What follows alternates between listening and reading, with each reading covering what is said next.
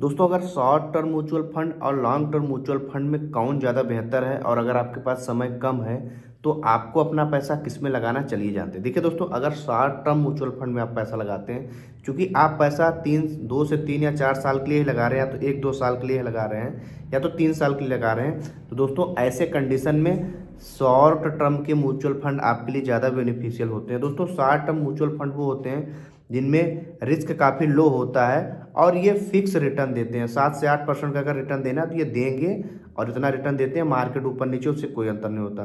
तो इनमें इस प्रकार से लिक्विड फंड होते हैं 6 से 7% का रिटर्न देंगे। अल्ट्रा शॉर्ट ड्यूरेशन फंड होते हैं 7 से 8% का देते हैं, और शॉर्ट ड्यूरेशन जो फंड होते हैं 7 से 8 या 9% तक का रिटर्न देते हैं। और जो इसमें हाइब्रिड फंड होते हैं शॉर्ट टर्म में, वो 8 से 10% का भी रिटर्न दे देते हैं 1 से 3 साल को। अब देखिए इसका नुकसान क्या होता है। दोस्तों इसका नुकसान क्या होता है कि इसमें ये काफ़ी शॉर्ट टर्म के लिए होते हैं, और ये शेयर बाजार से इनमें पहली बात कोई नुकसान नहीं होता। तो ये इसका फ़ायदा है। और नुकसान क्या है कि यहाँ पे रिटर्न काफ़ी कम मिलता है, और 3 साल से कम समय पर रखने पर अगर आप रखेंगे तो आपको टैक्स काफ़ी ज़्यादा देना पड़ेगा, शॉर्ट टर्म कैपिटल गेन देना पड़ेगा। जो आपका फ़ायदा है उस पर आपको टैक्स देना पड़ेगा, जो आपका पैसा आप अपने पैसे पर टैक्स थोड़ी देंगे।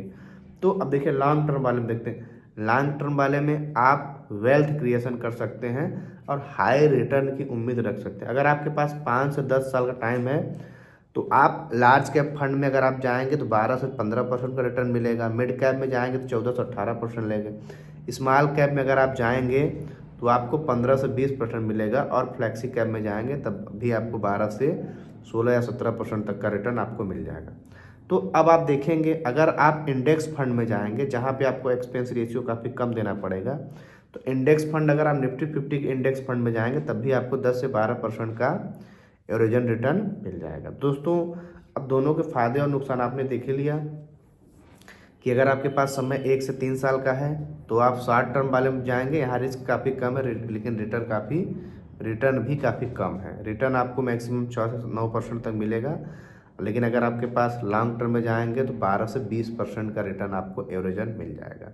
शॉर्ट टर्म के लिए डेब्ट फंड हाइब्रिड फंड ज़्यादा बेटर होते हैं। शॉर्ट टर्म वाले इक्विटी फंड को नहीं जाना चाहिए, क्योंकि मार्केट काफ़ी वोलेटाइल होता है, कभी भी ऊपर नीचे हो सकता है। टैक्सेशन की बात किया जाए तो यहाँ 3 साल से कम समय में अगर आप निकालेंगे तो ज़्यादा टैक्स लगेगा।